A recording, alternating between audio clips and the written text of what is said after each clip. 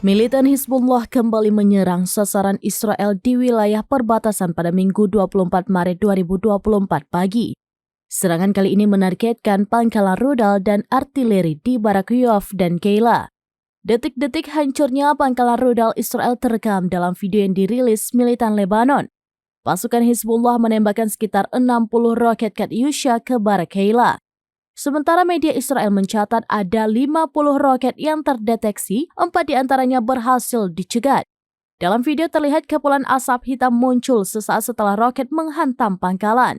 Dilansir dari Al-Mayadin, Hizbullah mengatakan bahwa serangan itu merupakan tanggapan atas serangan Israel di kota Baalbek, Lebanon Timur. Selain itu juga untuk mendukung rakyat Palestina yang kini tengah berjuang melawan para penjajah. Sejak perang di Gaza dimulai, Hizbullah telah mengambil andil dalam berbagai serangan melawan Israel. Hal ini memicu ketegangan di perbatasan kedua negara hingga memaksa penduduk lokal untuk mengungsi.